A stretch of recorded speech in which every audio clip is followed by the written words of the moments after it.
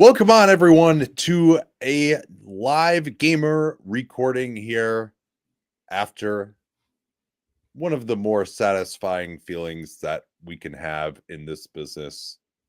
Turning the TV off on the Chicago Bulls and the Sacramento Kings down 20 in the fourth quarter of a play-in game. I got to experience that feeling twice tonight. It was good.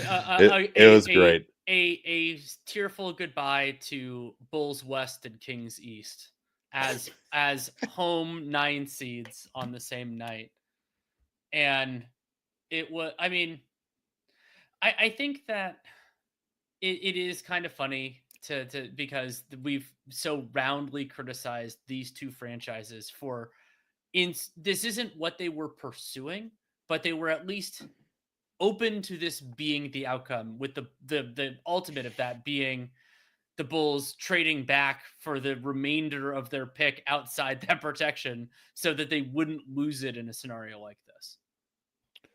Yeah, bottle this feeling if you're Chicago Bulls management and Sacramento Kings management, and don't take the idea that, okay, we need to be better. We have to get better right away. It's remember what this feels like so that you can actually take the pain of doing what needs to be done to rebuild and ultimately create a sustainable winner.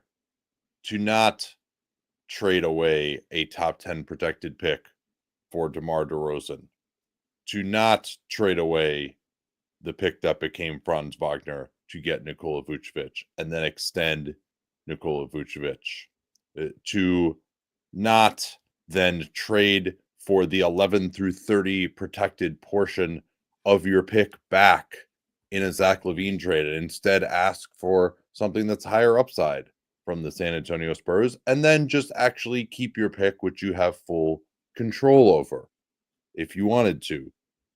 For the Sacramento Kings, do not trade a 2031 pick swap to those self-same Spurs. This is the Spurs dealing with the Bulls and Kings all the time, by the way, it's like when the Bulls dealt with Isaiah Thomas over and over again 20 years ago to get all of these awesome picks. Like they got Tyrese Thomas, number 2 pick, and then Joakim Noah in back-to-back drafts by dealing with Isaiah Thomas. And so it's to not do things like that when your moves have such an obvious ceiling. And do not, when you trade away De'Aaron Fox, to say we want to get great prospects and we're willing to take a step back instead of, no, we're going to prioritize putting together the exact same core that the Bulls just had. So bottle this feeling, remember what it was like, and don't take the lesson of, oh, well, we can't let this happen again. We need to instead get swept in the first round as the 8th seed instead. That's what you need to do to remember how utterly hopeless and far away you feel right now, so that you don't end up thinking, oh, we're actually pretty close to getting where we want to be, because you're not. And even if at the start of the season, it feels like that might be a pretty good outcome, remember what it feels like now and how far away you are, because it's not a good enough outcome for these fan bases.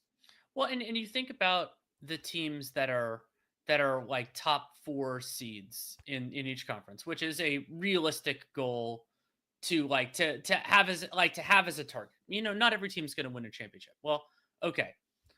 The Cavs, the Celtics, the Knicks, and the Pacers all have much stronger cores than either of these teams does. And then that's not even counting the West with the Thunder, the Rockets, the Lakers, and the Nuggets. Like, that is what you're looking for, because if what you're targeting is like the 7th best team in your conference, you're going to fall short of that a lot, and it's going to lead to an outcome like this. And like you, I mean, the seeing DeMar DeRozan, Zach LaVine, and Domantas Sabonis on the same team and seeing them get run out of the gym in that 31-13 run that happened for the Mavericks at the end of the first half was just like, yeah, this is this is so many of my feelings on certain players in the modern NBA just all put together. And that isn't like the Dallas Mavericks are those shining white knights of how to run a basketball team. Most certainly not. We spent a lot of time the last 2 months talking about how they are not. But at least there's sort of a theory. And I mean, well, I will say this. I mean, their execution was terrible, but the process of at least shooting for the moon, unfortunately, Nico Harrison shot towards what he thought was the moon, but it was actually just, one of Elon Musk's little Starlink satellites in the sky instead. But he thought he was shooting for the moon, at least when he made that Luka trade to really build what he thought would be an awesome championship team, because defense wins championship. Of course, Anthony Davis would have to be on the defensive end of the floor to actually play the defense that's going to win the championship. But I digress. In any event, I'm not one of these people who says championships or bust in this sport. Certainly you should be going for that. Sometimes your effort to build is just not going to result in that. Sometimes you get a star player, but that star player isn't great enough to carry you. Now, Sabonis is not that level of star player. De'Aaron Fox, probably not even that level of star player either in the end. But I think taking the Fox era to its logical conclusion, which it reached when he wanted to be moved to the San Antonio Spurs, was a somewhat reasonable decision. Obviously, trading Halliburton for Sabonis to me was not. And we'll see what the Pacers are going to have a pretty long run. I don't even think the Pacers, they're in the difference between where the Pacers are now and where the Kings are now, I think is a fascinating one, right? Sure. But the Pacers have the 4 seed there, and they're going to be in that mix every year with Tyrese Halliburton. And, or you take the Grizzlies of the last decade, right? They topped out in the West Finals. They had to get to a Russell Westbrook injury probably to even get to that point. They had a number of other really classic playoff battles against really good teams, beat some really good teams. They beat the San Antonio Spurs, who were the number 1 seed one year. And now that team is really remembered extremely fondly in that city because they had a 7-year run of being a team that was a threat for home court advantage every single year. So that's worth it. That, if you can get to that level, that's worth it. That just is not realistic for these cores that Sacramento and Chicago built from basically the moment that they built them, acquiring the likes of Vucevic and DeMar DeRozan, and now Josh Giddey is the next version of these types of get you to the 8th seed if you're lucky players. Let me see if I had any other general themes here. Well, I have one. I mean, okay. I don't know if it's a general theme, but the first quarter of Bulls Heat was just preposterous in that it's the worst defense I can ever recall seeing in the first quarter of a game that ostensibly mattered. Yeah, of an okay, it's one thing if you're down 3-0 or something.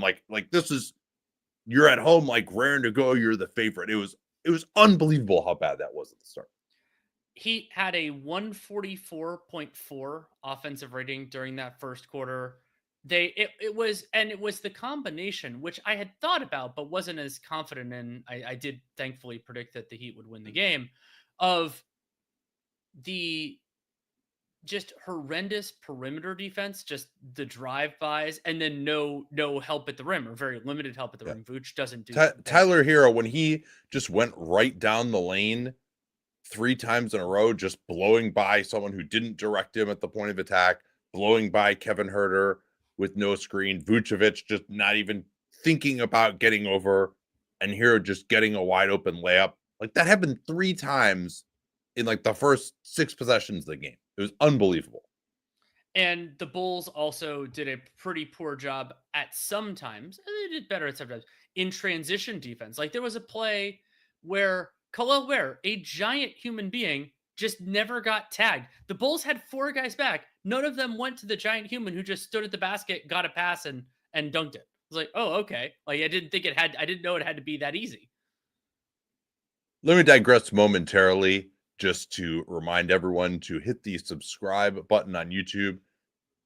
give us a like if you're listening afterwards. And most importantly, because we're going to be doing a lot of live shows during these playoffs, hit the bell on your mobile device so you can join us here, get some comments in when we go live. We'll do this twice a week.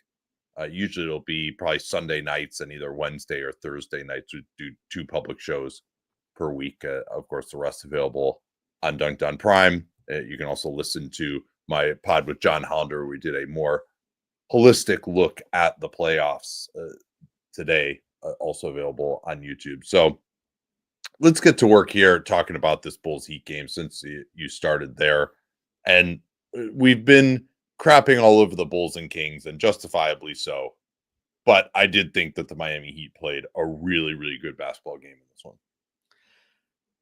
Yeah, I mean, I think they took advantage of what the Bulls offered, but I thought they also did a nice job defensively with a concerted effort trying to take away. I mean, Chicago has been really effective this year running, and their transition frequency was 15.5%. That's around league average. So the Bulls weren't getting out to run. Now, part of the reason they weren't getting out to run is because at the beginning of the game, in particular, during the more competitive portion of the game, they had to get the ball out of the basket every time. And the best way to prevent a team from running is to not let them get a rebound. But the Heat did a really good job there.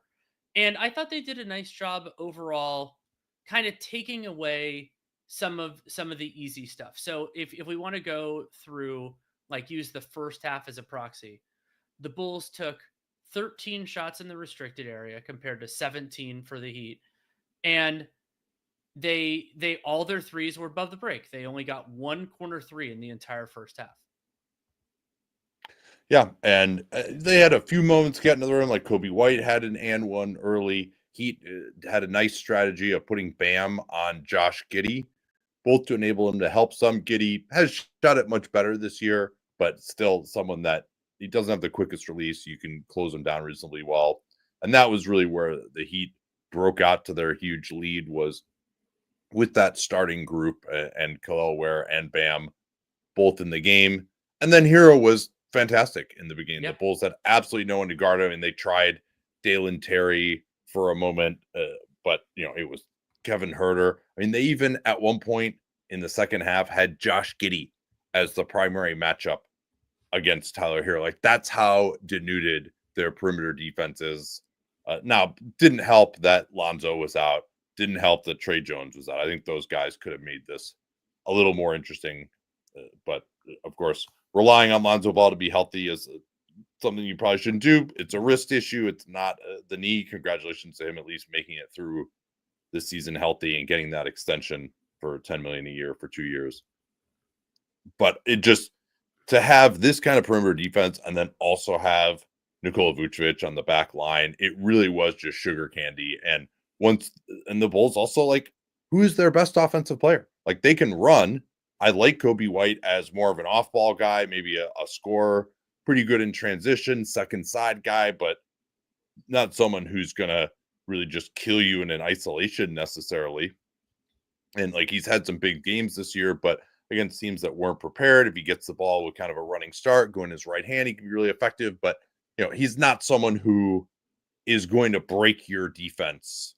And the Miami Heat, for all their issues this season, do still have a pretty good defense. They do still have Bam Adebayo. They've got some good guys like Highsmith coming off the bench. Kyle Anderson, I thought, was really good in this game as a passer and defender. And so the Heat just have way more talent than the Chicago Bulls. I know they had a worse record. They had that weird 10-game losing streak, but Hero and Bam were like worlds better. Like, Tyler Hero was a deserved all-star this year for the way he played the first half. He fell off in the second half, but he's come on again lately. And Bam Adebayo has been an all-star level player for 5 years. The Bulls don't have anyone like that. Tyler Hero's first half, 23 points on 8 of 8 from the field, 3 of 3 from 3. Also got to the line 4 times. And he had 3 turnovers, but he also had the ball in his hands a whole heck of a lot. And he was getting to his spots. I mean, to me, the most egregious of those Heat drives was actually Duncan Robinson having a successful drive and finish. Or it's just like, okay, you're giving that up. He also had a couple of really ambitious threes, had one over Vooch, where Vooch contested it pretty well. But that, you give up a drive to Duncan Robinson. Some things are going wrong. Yeah, and he has improved his drive game a little bit, but Yeah. It's not exactly the fastest in the world. And then Zach Collins 5 minutes, Jalen Smith 4 minutes, Patrick Williams 15, Horton Tucker 6. Like, these are not playoff level of rotation players. So Modest Bazell started and played 35 minutes. He really wasn't ready. Some of his rim protection, like he would be in position sometimes, but he just like would get knocked backwards. So it was a little bit too thin. So yeah, this Bulls team, I mean, they would have been closer if they'd shot a little bit better from three, but they were down 25 at halftime. I mean, Miami just had 71 points in the first half, and this is like, and Miami did only score 38 in the second half, but yeah, the Bulls tightened up and actually started packing the paint a little bit more, and Hero cooled off slightly, but it was like, you can't give up 71 points in the first half to this Miami team. And yeah, there are a few guys who are like Davion Mitchell with 15 points. He also really locked up Kobe White on a couple of occasions as well.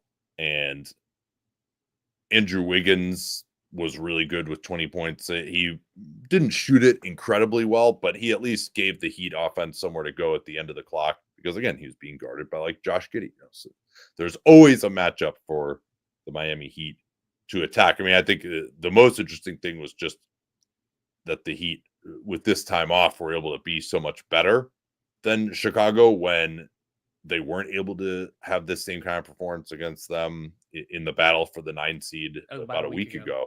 Yeah.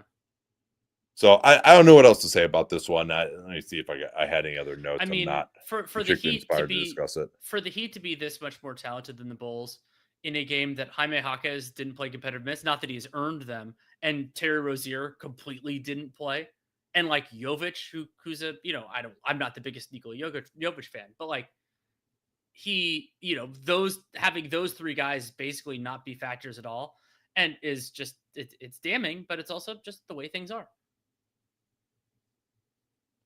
Yeah, it was. My daughter watched a little bit of the first half of me. I've been like trying to indoctrinate her, because that's basically during this time of year the only time I have to spend with her, because at nighttime I'm watching games all the time. So I'm like, all right, let's see if we can watch a little bit together, and then we just play together during the commercials. And she knows the Bulls, the angry cows, as she used to call her, and she knows that like my family is from Chicago, and she's been to Chicago, and she surprised me when I was like, oh, who are you going to root for, the Chicago Bulls, the Miami Heat? And she said, oh, the Miami Heat. I guess she just liked the South Beach. Maybe she knew that because her favorite color was red. Maybe it's because she knew the Bulls didn't wear red, that she she wasn't interested in rooting for the Bulls. Anyway, yeah, we'll talk a little bit more about Miami as we talk about the battle for the 8th seed that's going to happen on Friday. Would you rather talk about that next, or would you rather talk about the other 9-10 game? Yeah, let's talk about that right now. Who are they playing again? The Atlanta Hawks, in Atlanta. And that will, of course, be a shift for the Heat, but we saw some of Atlanta's deficiencies, shortcomings in the front court and all that in their loss to the Magic.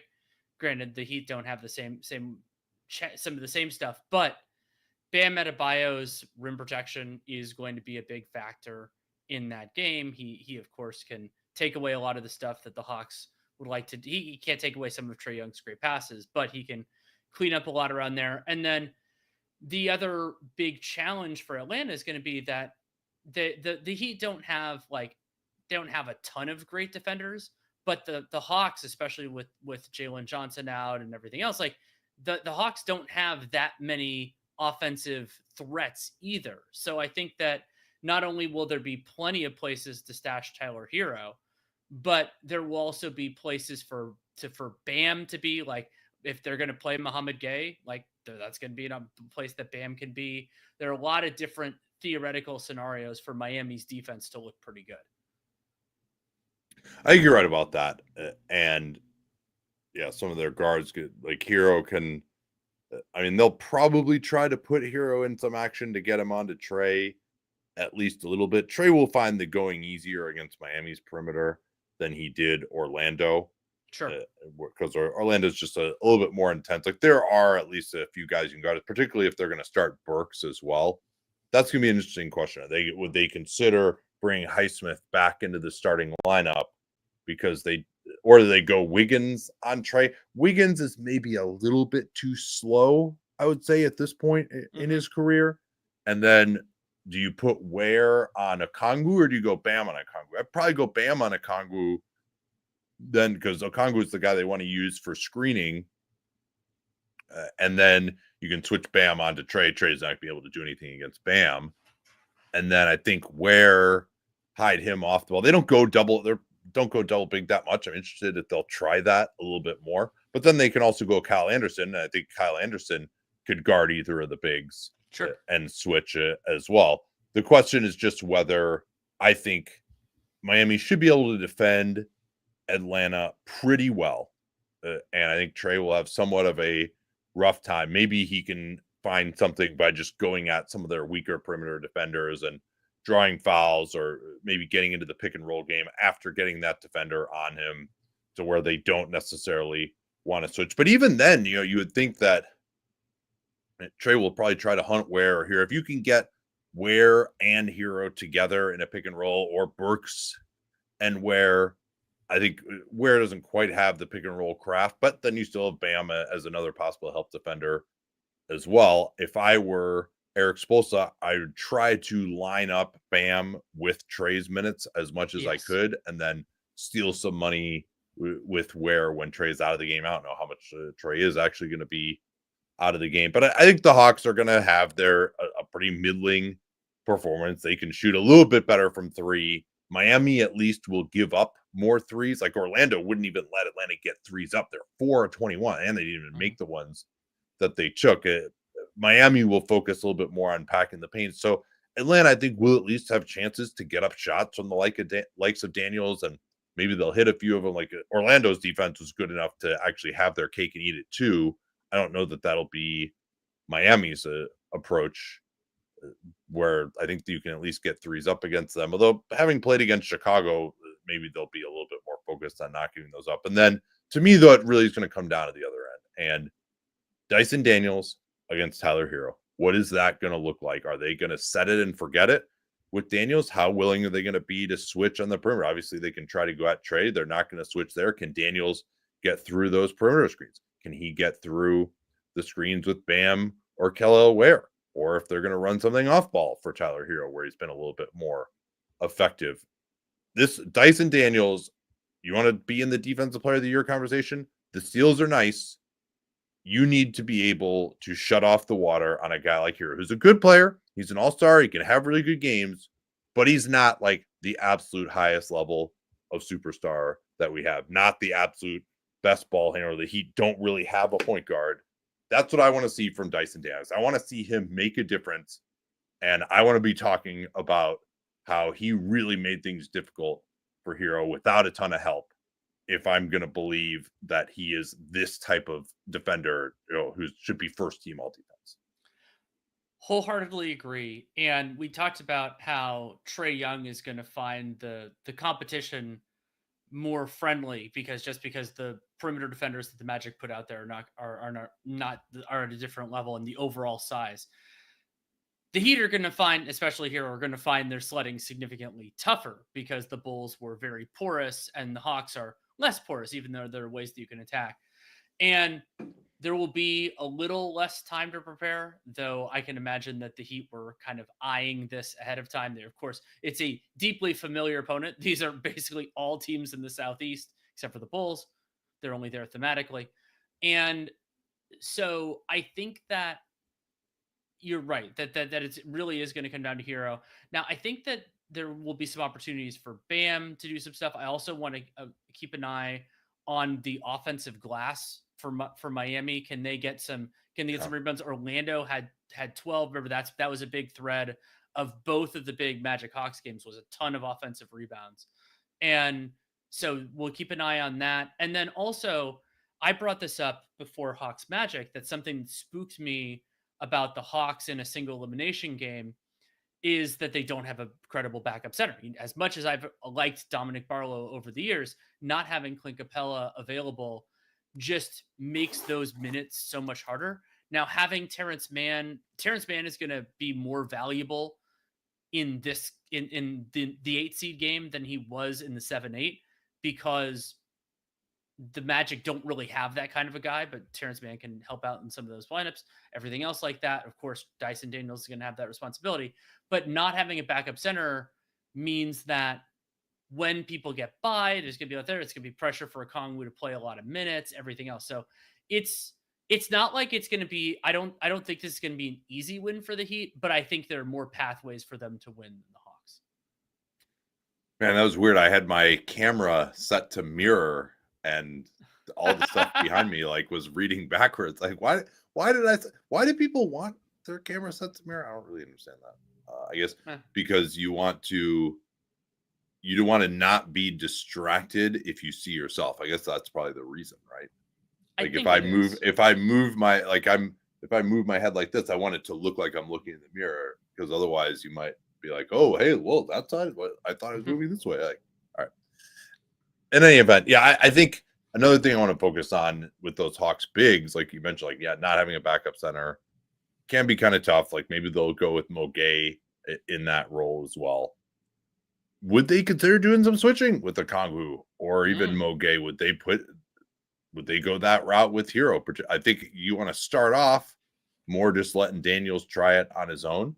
But if you are kind of going more of a too big look, maybe you can get away with that. They got pretty good size with Risache at the 3 as well. So perhaps they feel like if they need to kick out, or they want to Kello Ware or Bam wants to post up, that they can deal with that. Yeah, I wouldn't think that would be something that would absolutely kill them, but I would want to try to just stay solid and do it conventionally first. But that could be something they could have in their back pocket. Yeah, I just, like guys like Karis LeVert, Niang, like I think Niang can be more effective. Like there just isn't that guy who's going to just put him out in space and hunt him too much. Maybe they'll run some actions at him with Hero if he's playing on the second unit. Like that's going to be an interesting fulcrum for Quinn Center, Niang or Mo Gay. Or does he need to go Mo Gay at backup center? He doesn't trust Dom Barlow, who hasn't been great for them. I'm also excited for the Niang versus Kyle Anderson matchups that I'm sure are going to happen. Yeah. Yeah, so I expect this to be a defensive game, a low-scoring game. I would pick the Heat. I just think that like Hero's actually been a little bit harder to stop than Trey. And again, like Bam Adebayo is just so much better than anybody else that would be a secondary guy. And frankly, so is Andrew Wiggins for this Hawks team. And they really are very limited and not having Jalen Johnson obviously hurts so too. And they have a lot of young guys. Like I think Risache can play better than he did in that game against Orlando. And he's someone where I think he's really sped up his release from 3. The Heat, they like to pack the paint and try to close you down. I think he'll be able to get shots off, and maybe if he can make them, he could have a big game, and that could be something that would get the Hawks going. But I do like the Heat a little bit better. These are always fraught because you just saw the 9 seed win and you just saw the 8 seed lose right in this game, or the 7 seed, as it were, when the 7 seed has lost. But I think I just like the Heat have more talent than the Atlanta Hawks do. So I will pick the Heat. And a better coach. Yeah. Before we transition to Sacramento, Dallas, let's talk about some of the lottery implications of tonight's action, Danny. I know you've been champing at the bit to discuss this. Well, so for those who remember, there are a couple of different nuances that are kind of come to a head in what is now a Grizzlies versus Mavericks matchup. So we started the thread on the last day of the season, regular season, where Sacramento, it's this question about whether they would be able to keep their own pick, which is owed to the Hawks if it is 13 or worse. So if it's 12 or better, then the Kings get it. And by winning on the last day of the season, against the Suns in a game that eventually we found out the Kings didn't need to win. It made the math significantly harder. And the short version of what the Kings would need to be able to retain their pick without lottery luck, because of course, because now that they didn't make the playoffs, they're in the lottery. They could just move into the top 4, and then they're inside the protection, of course. Is what they needed to have happen was to lose the 9-10 game, which they did. And then they need both teams that make the 8 seed game as both road teams.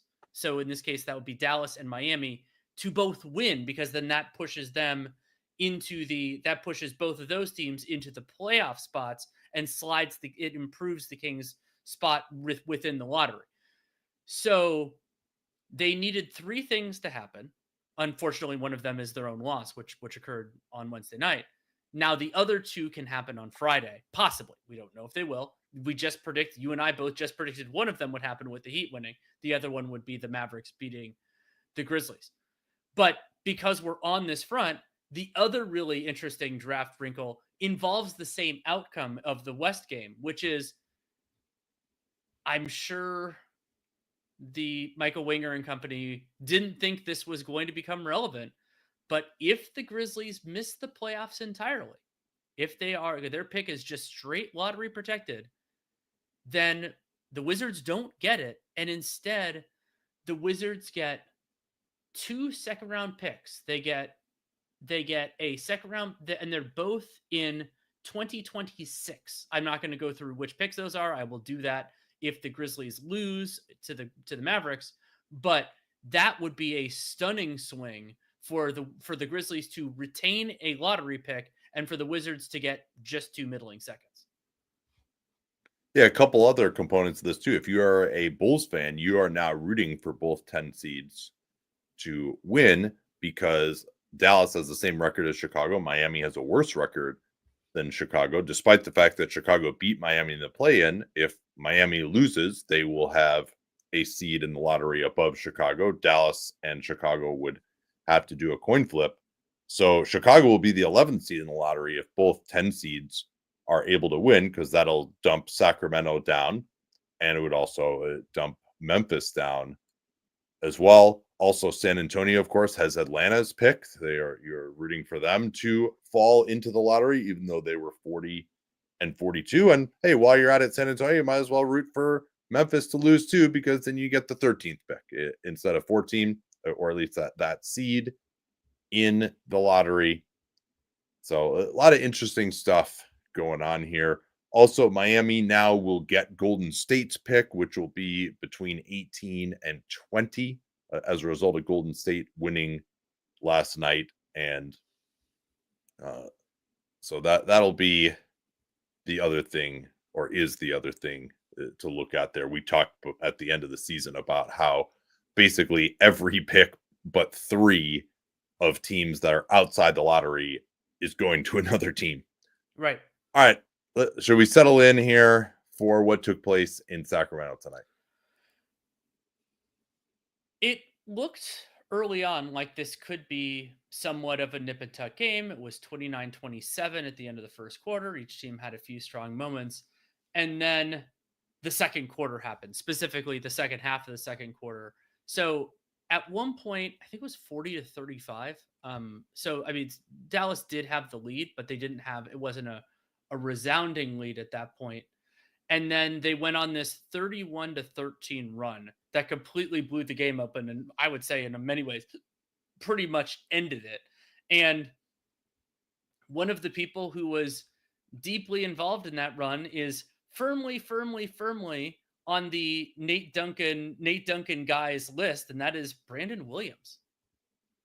Yeah, he hit 3 spot up threes, each a little bit more quick release than the last. And then he was really important late third in stabilizing things when the Kings had gotten, I think the closest they got in the second half was 16 on a 9-0 run from 25. And then Williams came in, pushed it back into the high teens. I think it was even above 20.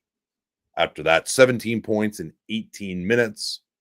5 of 8 from the field, 4 of 4 from the foul line, had 5 assists, plus 24. Threw some pretty nice passes. We had a beautiful pass to Anthony Davis on a deep seal in that second quarter run. And for those of y'all who watched the game, he just is real fast. Yes. And he also has a really fast handle. And there's one play where he drove right along the lane line, and then it was in the second half, and then just stopped on a dime behind the back, pulled up for like a 13-footer wide open against the defender.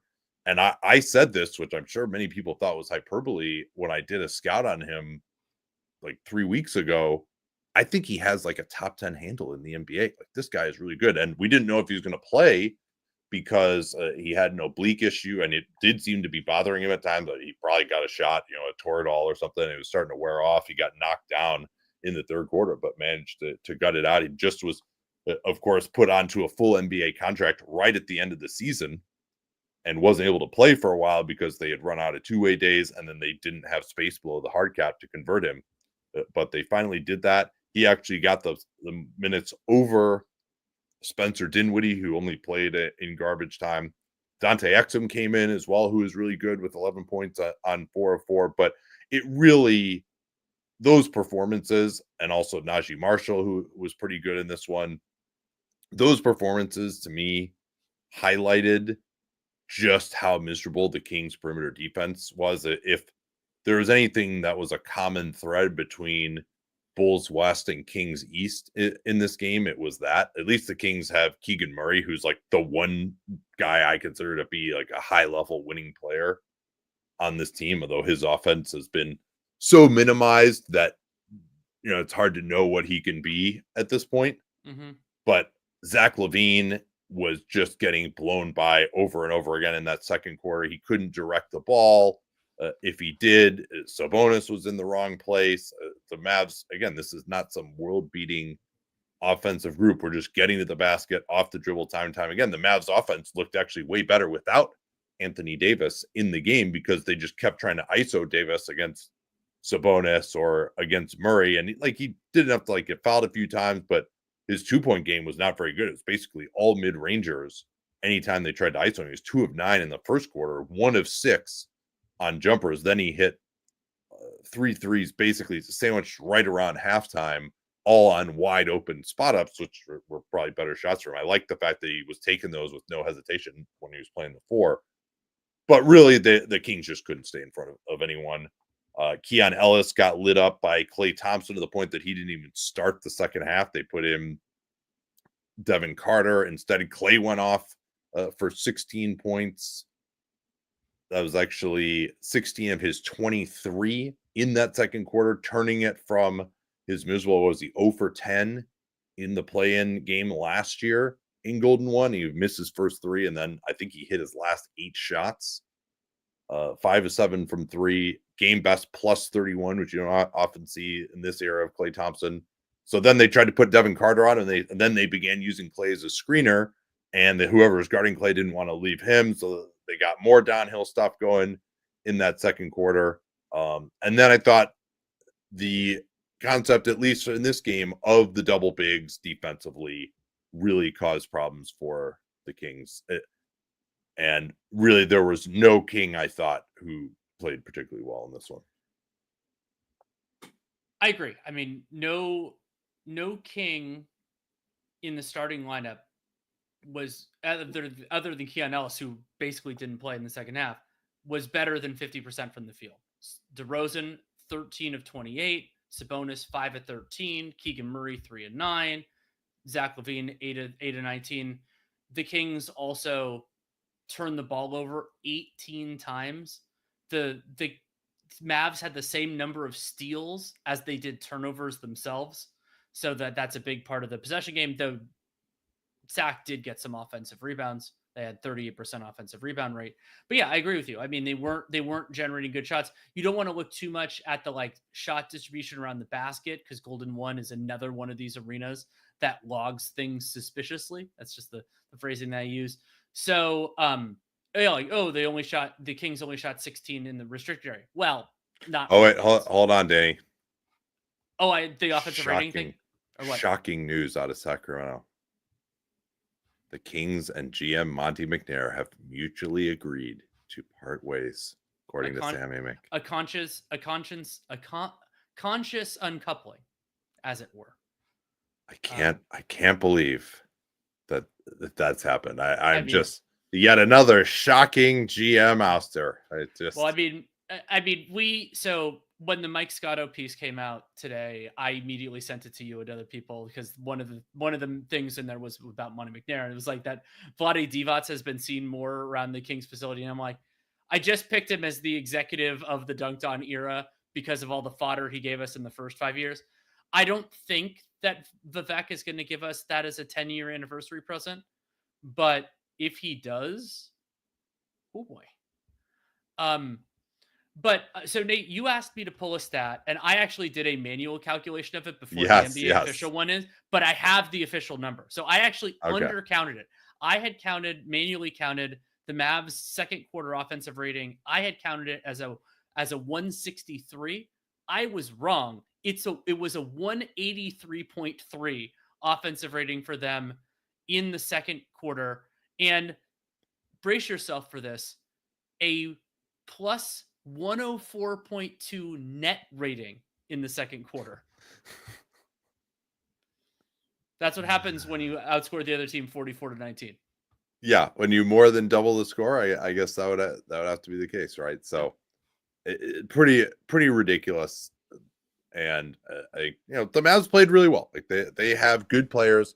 They have championship players. I was very annoyed at times by Anthony Davis and his constant falling down and not getting back on defense. I mean, this is a big problem with the Lakers too, where he's always looking for some excuse to not get back. The one that stood out to me was he took a three, missed it, and then did the old, I'm going to jump up in the air to try to deflect the pass over my head and then never move after that. Mm-hmm. And so like how you can take a three and still not be back because the other team shoots a layup is pretty terrible. The Kings did that far more often. Like there was a play in the second quarter where Zach LaVine, who, if you've ever seen him, like part of the reason he can dunk from the free throw line is because he just is so fast in the straight line. Like the guy's like has like wide receiver speed, turns it over.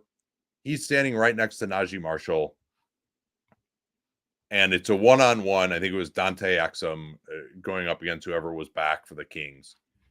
Najee Marshall was dunking the ball as the trailer on a 2-on-1 fast break while Zach LaVine was standing at basically the top of the key on the other side. Like he just jogged back, and because he jogged back and Najee Marshall sprinted, just gave up a dunk. Like it would have been a 2-on-2 and they probably would have gotten a stop.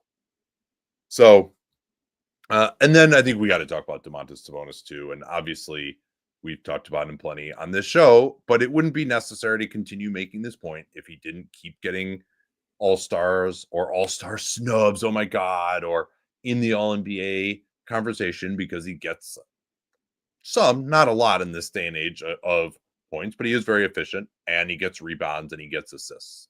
And it's so weird to me that all these, like most of the people who defend him are these old school people who accuse like analytics people, I think that's a ridiculous way to paint us as analytics people because we watch as much, if not more than anybody. And I would say enjoy the game as much, if not more than anybody. But we do, of course, consider those stats quite a bit in our thinking. But the people who are supposed to like, oh yeah, like these analytics nerds don't watch the games. And some of the analytics actually, are not bad. I don't happen to agree with them. Like an EPM really liked what the Sabonis this year, in part because they had no backup center for most of the season, and he compiled a lot of really nice on-off numbers. But these people who are like, oh yeah, you nerds don't watch the games. Like, no, you watch the game.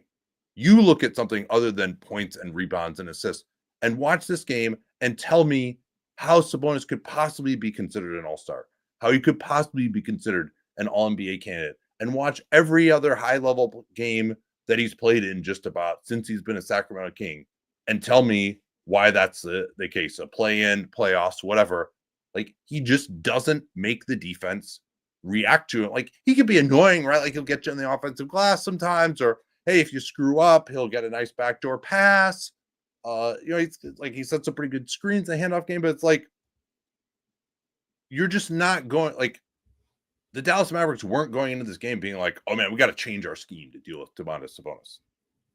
And he didn't really have that much touch time. Like, they're not doing as much handoff stuff as they did in the past. They don't have the shooters really to maximize him, I would say, offensively either. Like, he had his best season when the Kings had guys coming off those handoffs who were going to make every three, and then he could get released going to the basket. But he's not like, I don't think they threw him a single post up in this game. And yeah, you know what? Part of that is because the Dallas Mavericks have centers, but he's only effective attacking smaller guys in the post. And even then, if you have another center on the floor, he's not going to be effective there either. And I don't think he's as bad as some think defensively. He actually defended AD pretty well one-on-one. He can move his feet. He's strong, but he's not like a positive on defense. And then, but it's really just his offense is so unbelievably overrated. And it especially doesn't work as well against high level opposition. I mean, the Kings have only been in one big series, and they very well could have won that series against the Warriors, but they didn't. And it's not like that was the best iteration of the Warriors. Remember, they then got worked by the Lakers, who then got swept by the Nuggets. So it wasn't like that was, oh, they lost to the eventual champions. And there are a lot of lessons to be learned from that Sacramento team. As wonderful as the story was, you and I both really enjoyed how happy the Sacramento fans were, but it is in the high list of things that you and I contemporaneously said, like, this isn't what some people think it is. And then those teams building off of it, thinking that. The Portland Trailblazers run to the conference finals was another one of those. Arguably the Hawks one too. Where they're like, oh, well, this is our baseline now, as opposed to being the high watermark of being like a 47-win team that happened to be the 3 seed one year instead of that usually being the 7 or 8.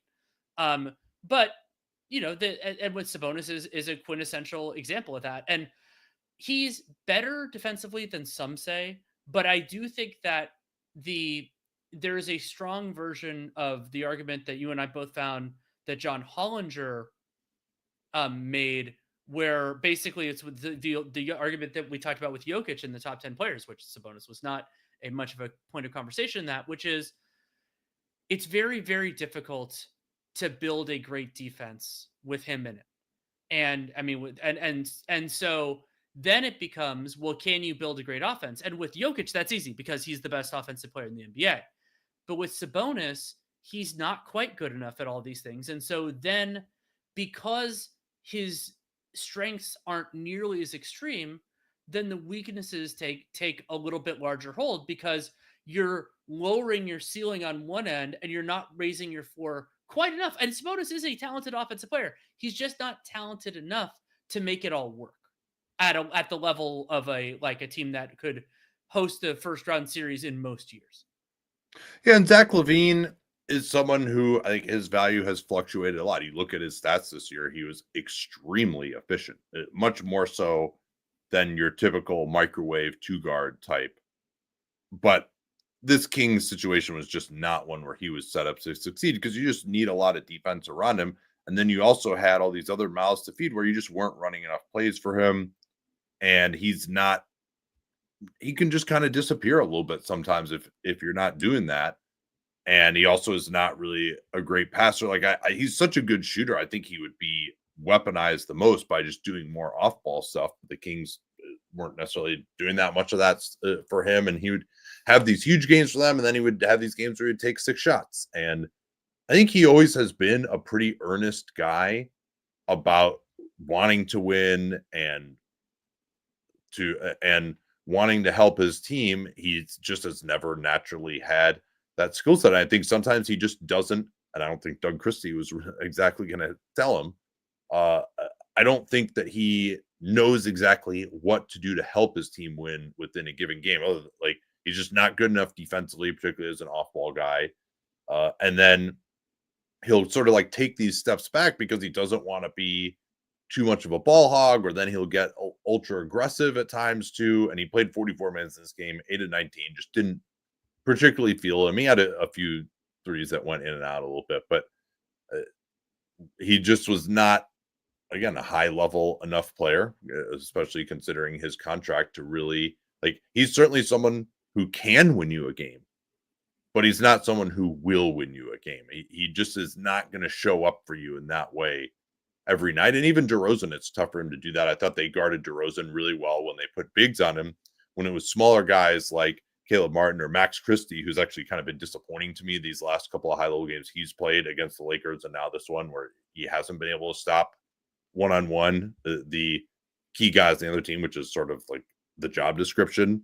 You need to at least make them set a screen to get somebody else onto the guy. Like that's sort of the reason that you're out there and you exist. So he needs to be better there. I would say there was so much hope for him after the trade and he hasn't worked. But yeah, but they did a good job of defending him with the bigs, like when it was Davis, Gafford was good on him, Lively was good on him. Well, and so going back to LaVine, though, I do agree with you. Like he has said the lip service stuff about winning, but the thing that I always lean back on that is that he's almost always been a bad defender, and LaVine has the physical attributes to be better than he is.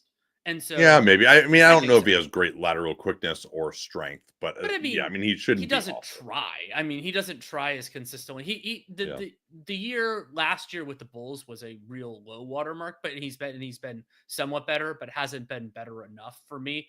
And like LaVine, I appreciate that and it's so funny because like he's was and now is again with DeMar DeRozan, and you need the same type of players around them. And I was thinking while you were talking about how.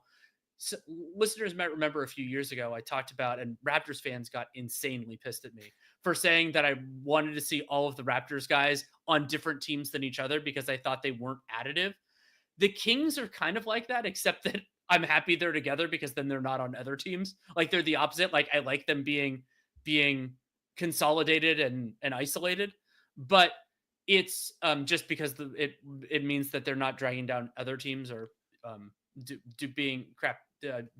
Engelman had the term. You guys had the term for this. The Quagmire. The Quagmire players. So having just a giant Quagmire instead of let's put them all on the Bull. Once Giddey gets his contract, they'll be every single Quagmire player will be on the Bulls, the Raptors, or the Kings. Yes, and I'm really happy you just put it on the thing on YouTube. But Seth Bromley brought up the point that, and you and I, Bill James was foundational for both of us. We both grew up baseball guys. Yeah. That he pointed out that the traditionalists were focused on numbers too. This is a baseball thing. They were fixated on the classic three of batting average, home runs, and RBI, which is basically the basketball equivalent where it's, he does these things. And there are a lot of good players who get points and rebounds and assists. However, there's also this other group of players who do that and they're bad at everything else, that it overstates their contributions. And so if you look to those things, it will lead you astray. Sven All right, let's talk about quickly. Sven says that Sacramento is the Quagmire quarantine zone. I support that. Who else can we give them? Yeah, I really like. Beal obviously would be. Yeah.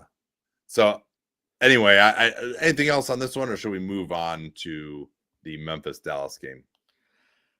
I think we can move on to the Memphis-Dallas game. And for me, the most compelling part of this one is going to be something that harkens back to last year's Mavs, but this year's Mavs do it too, which is Dallas has been under Jason Kidd, especially these last 2 years, insanely good at getting back in transition. But Memphis, hopefully Ja Morant is good enough to play in this game. We don't have anything truly definitive on that. He said like, I'm going to play, but or something like that. But that's not the same as a medical professional saying it. Is that what? Yeah, I will say this: a sprained ankle, usually you can find a way to play on it, and it's not, and it's something where that's one of those in the regular season. They're like, well, if it's the playoffs, he could have played. Now, how good is he going to be? That's another question. It's his left ankle. He likes to push off and go with his right foot to go left. So like he looked okay at the end of the Warriors game enough, I would say. He wasn't able to get by Steph. So I'm thinking we're going to see a 70-75% Ja Morant in this one is kind of my operative assumption. And luckily for him, the Mavs don't really have the personnel to go after him on defense, although maybe they'll just do it anyway, right? We've seen Jason Kidd do that with guys that we didn't think were that great. We didn't realize how awesome Jalen Brunson was back in the day, but like we saw them just enable Brandon Williams and Dante Exum to just go right by guys and go to the basket. PJ Washington could do that too. Like there are guys like Jason Kidd's players have the freedom to do that. And yeah, I think you made a great point about the transition, because Anthony Davis was terrible in transition defense, I thought, in this Sacramento game, and probably had 4 or 5 plays where he just didn't bother to get back, including one memorable one where they then threw it ahead to him for a cherry pick, and he got blocked from behind by Keegan Murray on that play too. Like, I don't think AD is looking good. And so, yeah, you have to get back against this Memphis team. Like, Desmond Bane is really physical going to the basket, and Memphis is going to have to score in transition, I think, because they're not going to have the ability to get right to the basket against the Dallas too big alignment when they're in position. And PJ Washington also has a lot of size at the 3, and he was handling the ball well enough. And even then, you got Najee Marshall at the 2, who's huge. So they really have a lot of size in this one. I wonder if Kidd would start Brandon Williams. He probably won't. He's like, I think they like that group of Clay, Marshall, and Washington because they're just so massive. But I do think that's, if Ja were right, that would be a group where he could attack Washington, he could attack Thompson and get to the rim and finish. I don't think he's going to be able to do that. I think probably in the half court, Memphis's best approach would be running some stuff off the ball for Bane. And then also, I'm very interested to see whether Jaren Jackson Jr. is going to be able to just go right at these guys and just score. They haven't done as much as that. I think also I'd like to see Jaren more as a screener, as we saw in that game a little bit against Golden State that they do need to go back to.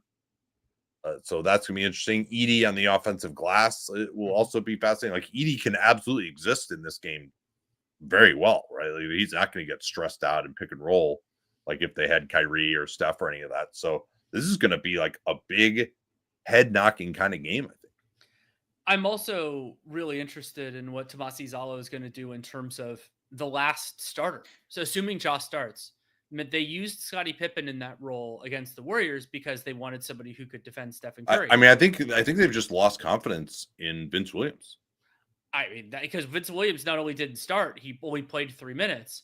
And so Scottie Pippen Jr. doesn't necessarily have a place to be as clearly against the Mavericks, who don't really start a point guard. I think that defensively, the better they just don't have anyone else at this point, right? Like, unless you want to put Kennard out there, who I still think would, like, Kennard and Ja together.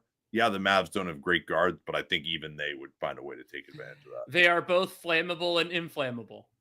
What a country. And oh yeah, I actually had a whole riff on that with Kevin Huerter playing with another point guard who can't defend again. But which one is flammable and which one is inflammable? And so I agree with you. I think Scottie Pippen Jr. should start because they don't really have anybody else there, and then also be backup point guard because you need him out there. And I think the minutes for Pippen Jr. that will actually be the highest leverage, other than if he's in the closing 5, are the ones when Brandon Williams is on the floor, because you need somebody who could try to put out that water, and because that's going to be the time that the Mavericks function the closest to a traditional team. And so the more you can take them out of that kind of stuff, the better. I think it's a good time for the Grizz to get Jay Huff back into the rotation. Because Nate's guys are having a hot streak. That's right. Yeah, exactly. Like, Pippen Jr. yesterday was really good, and then Brandon Williams, and so I am surprised. Maybe they just felt like he can't execute against Golden State or something. But I do think, particularly if they're having trouble scoring against the double big alignment, that throwing Huff out there, like, and maybe they think they get that with Aldama, but I think Aldama physically is maybe just going to get punked a little bit in this game. But they're going to need a lot of spacing, and maybe it's Jackson taking threes, maybe it's Santi Aldama taking threes, or maybe it could be Jay Huff, who's also not, like, the most physical guy around the basket, but like, that's going to be incredibly important for Memphis to be able to score, to space out these double big alignments. And certainly AD can get out on the floor reasonably well if he's in position, but at least you have him further away from the basket. And same thing as well with Gafford. I think Gafford, he's someone where I would really try to attack him in pick and roll, because I don't think he's a very good pick and roll defender. you can do that with Bane, and then maybe Bane can shoot the three off of that, or Ja can at least get in the lane and then try to find Edey underneath or kick out to shooters. I think Lively, like that's another question. Like, are they going to switch Lively onto Ja or Bane? Like when Davis is on the floor, they probably would. Lively also seems to be on a minutes limit. How many minutes did he play today? Not that many, right? 18. Yeah. So I think he still is kind of on like a 20-minute-esque limit right now, coming off of that foot issue. Mm-hmm. Or yeah, I can't remember his foot or ankle that he had the stress fracture. Maybe it was his ankle, but anyway, that's I think they're going to watch him pretty carefully. We'll be good with that. Yeah. Anything else that's really? I guess the other thing too is Najee Marshall. He might be the best of the Mavs at just attacking the basket. He also has really shown a lot of passing. He was a little too ambitious at times in this Kings game, but he's had an 8-assist game. I think it was against the Lakers, and he's been able to find guys either in transition or on some of his drives pretty well. But he's someone who's such a physical driver. If you swing the ball and they want to try to hide, say, Morant on him, or you can also try to get Clay going. If Morant's hiding on him with off-ball screens, Morant's not going to get through that screen. I think that could be pretty fascinating too. But I think ultimately the possession, this is going to be one of those possession game type of games, because I don't know that either of these teams are amazing in half court. Ultimately, I think the Grizz, particularly being at home, they should have a good home crowd. I think they're going to win.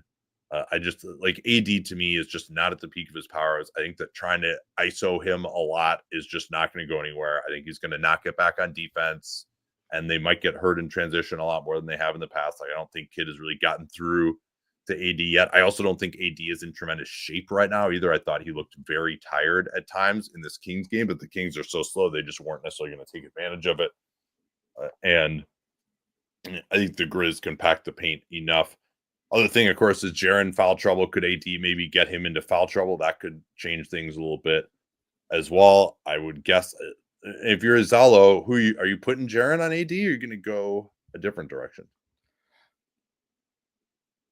I think I'd be very interested in actually kind of baiting and putting Edey on AD and just seeing if they try to do a ton of like mid-range stuff. Just like, hey, I'm gonna go into jumper mode, like that sort of thing. I'd at least try it out and then have Jaren on Lively or Gafford. I would at least try that initially. I don't think that's going to be where Memphis actually starts though. Yeah, I guess the one downside there is Jaren is not great on the glass, on the defensive glass. Yeah, and Memphis's guards are really going to need a rebound in this range. I do think that Memphis is kind of vulnerable. Like, Edey takes up a lot of space, but he's also not a great rebounder out of his area. But that'll be fascinating, yeah, whether Izal tries to fuck around with Edey's matchups the way he did in the Golden State game. So I'm reluctantly picking the Grizzlies. I think that the Mavericks defense is going to do pretty well, and I'm spooked a little bit by Ja. I mean, he's going to play. I think he'll be okay, but he won't be great. But Desmond Bane, I think, will have some opportunities. And like Desmond Bane is on fire right now. I think I mentioned this yesterday. He made 5 threes. He was 5 of 8, and the 3 were like down and then somehow out. Like, he was just absolutely locked in, and he has been for the last couple of weeks. Yeah, Bane in the month of, in the regular season games in April averaged 24 points, was shooting 43% on 8 threes a game. That's per game, not per 36. He's been awesome during this stretch, and this is to be relatively close to a 50-50, especially with Ja being limited. If Ja weren't playing at all, then I would pick the Mavericks. Like if that ends up coming out in the next 2 days, but I think that Memphis will have enough. And like Dallas, there are plenty of ways to theory the win, having the bigs, taking away the interior. They'll do that. But I think that Dallas, their limitations in terms of creation will be a factor against Memphis. And then they have a lot of good, like bigger defenders, but they don't have a lot of great smaller defenders. Like maybe Exum can step into some of that. I love Dante Exum, but they're going to need those types of guys against the Grizz in a way that they really didn't quite against the Kings. I think the Grizz are going to be able to shut down Dallas. and that then their transition game and the way they can space out Dallas enough with their bigs is going to carry them through. I actually, as I, the Grizz just lost. They actually played a very good game against a team that we are now picking to beat the Rockets, and the 2 seed, and like the Grizz almost beat them. Like they still, and I guess the Ja thing is a concern, but they've also they've played well without Ja all A year. lot. And I just think AD is not at the peak of his powers. I think he's going to just take a lot of shots. He's going to be tired. He's going to not get back. Like he's just not playing at the level I think he needs to be at to really be the best player on the floor, which is what the Dallas Mavericks need. They could easily win this game. They still have a fair amount of talent. Also, Lively being on the minutes limit is not amazing either. And so, yeah, I think that the Grizz are going to find a way because this Dallas offense just has too many weaknesses. And then I think they can do enough in transition. And I think Bane is playing like the best offensive player in this game. News? Yeah, I think we should do news, and then maybe we'll have a little extra time. We'll see how frisky we're feeling. Well, here let's see if there are any questions here. Oh, we got asked one about Modest Buzelis earlier. Yeah, it was probably too late to go back to that. Sure. Yeah, people saying they're not going to suddenly bring Hoff off the bench. New interim coach with no job security. You really think they'd do something as risky as playing up? I mean, I don't think that's risky. Like he's been pretty good this year. Like it's not like they have these other awesome options necessarily. But no, I don't think they are going to play him because they haven't been. That would just be my thought to possibly do that. And of course, there's foul trouble looms as a possibility as well. But I think I can tell you this. Like I thought the profile that I recommend that Dan linked to today, Will Guillory's profile on Thomas Izala, was really good. I thought like his answer to my question was really good. I don't put all of the stock in something like that, but I do put some. Thomas Izala, like he's been coached teams in Europe that were like headed towards relegation. He doesn't give a fuck. He's going to coach how he thinks that you should coach, and he's going to do that, and he's not going to be all worried about doing the conservative thing.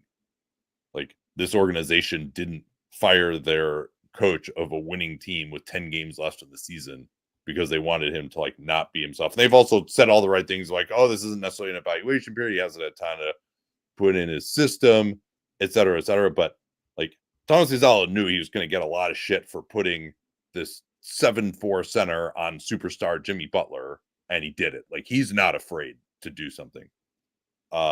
Mark says he still cares about his Buzelis question. Well, I already talked about them not bringing Huff off the bench, Mark. Okay. What did Mark say about Buzelis? It's good to have him in here. Basically, do we like Buzelis's trajectory looked iffy tonight? I mean, I think that Buzelis he definitely has starter potential. I was lower on him in the draft than the general consensus, but he's been better at some of the things that concerned me. Like his jump shots look better than I feared it would in the G League Ignite film. And he has like some supplemental rim protection stuff, but he's a few years away from figuring it all out, piecing it all together. That's right. And I think he has more upside than simply being a starter because he has this interesting combination of skills and athleticism, none of which are remotely refined. But he's taken a step forward with his shooting. He's become a real player this year. He hasn't been hurting them. Like, is he a playoff level rotation player? And probably not. But like, he's definitely, compared to where he was in the G League, he's looked pretty good. So yeah, you certainly should feel good about him, particularly in this draft. But also, it's not like, oh, we got Modest Buzelis. He's like the future. He's an out that you have to maybe exceed some of the talent that's on the roster right now. Yeah, what do we got here for news? I talked about the Joe Dumars hiring with John quite a bit and how ridiculous it was. They didn't have a process, and Gail Benson going for the I know him, he's from Louisiana security blanket. Did you have anything to add to that, or does that accurately summarize your feelings? That accurately summarizes. It's not like Dumars. It's not like Dumars' track record. I'm putting my 2 cell phones on. Justifies getting another real go at this. I'm also interested, I mean, with this and the Suns opening, on like what happens with Willie Green. Like it seems like I think that right now the intention is that Willie Green's going to stay, but maybe there's something shifts there. We'll have to keep an eye on that. Well, John was saying, I didn't see this reported, but it must have been somewhere, that part of the reason David Griffin was fired is because he wanted to fire Willie Green. But Willie Green also, he just seems like another one of these security blanket, oh, good character guy, everyone likes him. Gail Benson, like he's such a nice guy when he talks to her, like that type of stuff. He's so loyal.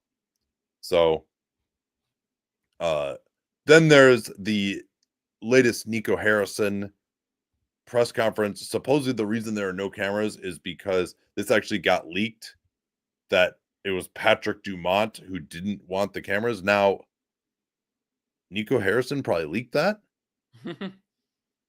Does Patrick Dumont like the fact that he leaked that? I would say not. And Patrick Dumont, that the fact that he had that edict does to me indicate that he's not just total ostrich about this, that he at least understands that people are pissed off and that he needed to do something to make Nico Harrison and apparently Harrison like wanted to have this sit down with local media before, and Dumont didn't want to do it. And I don't really understand what the point of not having cameras is. I guess just it doesn't go as viral that way on social media, which actually might be true, but also isn't the point of a press conference that you want to get your vision out there, that the guy that you're hiring to be your organizational mouthpiece, like, are you worried he's not going to do a good job? Like, if you're not going to have the cameras, like what's the point of even doing it? Maybe Nico wanted to do it. I will at least give Nico this, like he's ready for that smoke, mostly it seems like, and he's owned it, and he said a bunch of stuff about which Dan summarized pretty well, about how he's trying to take care of the future of the Dallas Mavericks, and that's his responsibility. Tim McMahon ominously said he's going to have more reporting about Dirk being really pissed off at the organization too, and Nico Harrison basically acknowledged that, and he's like, well, my responsibility is not to Dirk. And like, yeah, all that's true. It's just like, and I appreciate people who make ballsy decisions. I've selected that Michael Carter Williams trade from Sam Hinkie as like my favorite transaction of the Dunc'd On era, but this is just, it was such a dumb move that yeah, it's like you just don't want to. They're all these canaries, and they're just like, oh, all the canaries are dead. That's not a problem. My loyalty is to the mine. But it's just it's a fundamental challenge. We got a question from Chicago Ben about, was the quote about the Mavs owner comparing the Luka trade to the Ellis trade? It was not the Mavs owner. It was actually reportedly it was Rick Welts. Rick Welts is on the business side, but he was on the business side with the Warriors when the Monte Ellis trade happened. So Tim Cato brought it up. And so like, I don't put the same stock in that as I would if it was Nico Harrison who said it, or if it was Dumont who are. Yeah. I mean, Rick Welts is basically the only guy left in that organization who has any stature. He was brought in there just to try to do what he did for the Warriors and get this new arena thing done. Like, he came out of retirement for that. I'm sure they paid him very handsomely, and now he's got to be the point man on that. But he, of course, was there with the Warriors. And, of course, Warriors fans were very upset that Monte Ellis was traded. But, no, he is not Luka Doncic. And so, yeah. But no, Rick Welts did apparently say that. Let's see. Oh, Josh Kroenke also had an availability as well. John and I talked about that. He did deny a report that they would be very reluctant to trade Michael Porter Jr. due to their shared ties to the University of Missouri, though. Yeah, these owners, like going back to like Robert Sarver and DeAndre Ayton, and kudos to Kroenke for taking this question and denying it, which I probably believe him there, but he can also say that and then not trade Michael Porter Jr. anyway. But these owners who are just, it almost seems like some of these owners would just rather own a college team sometimes. that they just have like, oh, they have so much loyalty to the university. That's something I've never understood. I mean, maybe I just went to the wrong university, but like, I don't understand why these people who are just going to like donate hundreds of millions of dollars to a university with really smart kids who are going to be fine, regardless of whether they have like this shiny new science hall that you get to have your name on. It's like, it's really more about just the ego boost of all these smart people going into the Robert Sarver Hall of Science. I don't think that exists, but you know what I mean. I think that's just one of just about the dumbest ways to spend your money in a charitable fashion if you want to actually help people. I think the Robert Sarver Hall of Science would do better than the Madish Bia School of Management. We'll have to see. At least in terms of basketball, I can't say the other stuff. I mean, he did build this fucking mortgage company. I want to actually though. Are you done with the Nuggets? I want to go back to the Mavericks for Sham's thing. Yes. So Sham said over the air today, and I think he might have tweeted as well, that there is some optimism that Kyrie Irving could return before the All-Star break, potentially as early as January. And first of all, important to note that Kyrie Irving is a potential free agent this summer, and having this sort of thing out there could theoretically give another team more optimism or just create more internal and external leverage for Kyrie, who is represented by, I believe it's his stepmother. So there's that. But then the other part of this is we've seen some players come back on the early side, less than a year after they tore their ACL. We've seen that in certain cases, not Jamal Murray's, not a few others, but they've never come back that early and been great. They've come back and kind of muddled through. And so like, I generally feel, and it's incidentally, we've seen this a little bit with Anthony Davis, that players who come back too soon usually do themselves a double disservice. One is that they rush back and it could be some weakness in the recovery. The other is that my belief is that in some cases it takes them longer to get to 100% because they went in this pattern. They put more wear on their body before it was ready for it. So my general thing is don't rush a dude back, especially when he's 33 now. If he's 100% in January, congratulations, you defied everything, you make it happen. And you could say whatever you want now. It's not like any of this is under oath, but I would be concerned if Kyrie Irving came back in January, personally. Yeah, I don't know if I would be concerned. You make a great point, number one, that it's in everybody's best interest to try to sell that Kyrie Irving is going to be back in January, whether it's him, whether it's the organization. Even just whoever the players are on the team, to be like, hey guys, if you could just stay in it until January, the calories coming back, Kyrie is going to be returning, especially if it were late January, like before the deadline, before the All-Star break. He heard it very early March. So that would be 11 months. The earliest we've seen guys come back, I can't remember exactly what the timeline was for Charles Bassey, but it was relatively recent. And then he's actually had an injury played year after that. The other guy who came back in less time was actually Joe Ingles, of all people.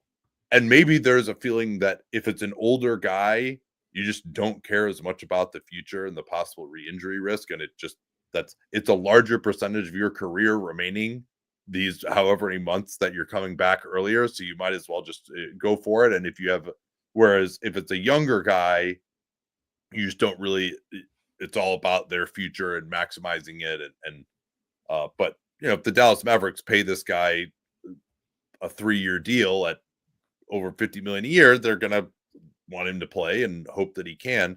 But then of course there's always the possibility that the Mavs just will be out of it, or maybe AD gets hurt next year. And if they're under 500, there's no reason for him to race back. If they are playing really well and they're in the mix, then maybe there is. And it certainly would be nice for them to see him play and get an understanding of where he's at before the deadline. That would be nice too. So I'm not ruling this out. Like you, I would say it's probably more likely it'll be a year.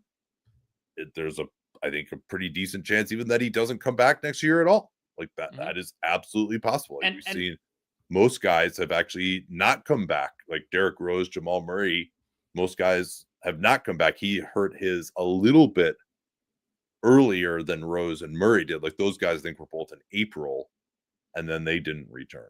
But if I had to guess, 2 years after, the next time Kyrie Irving looks 100%, is playing 100% on the court, it's going to be the 26-27 season. That would be my guess of when. And he'll be old enough even at that point where I would be surprised if we see him consistently. Like there'll be flashes for sure. He's a great shooter. He's going to work really hard. But if we see him consistently play the way he played this season for a half season or more, Speaking of half seasons, the Philadelphia 76ers are keeping their decision maker and their coach for now. Nurse and Maury are staying on for the 25-26 season. The phrasing that Brian Windhorst used is that they are the hottest seats in the league are probably Daryl Morey and Nick Nurse.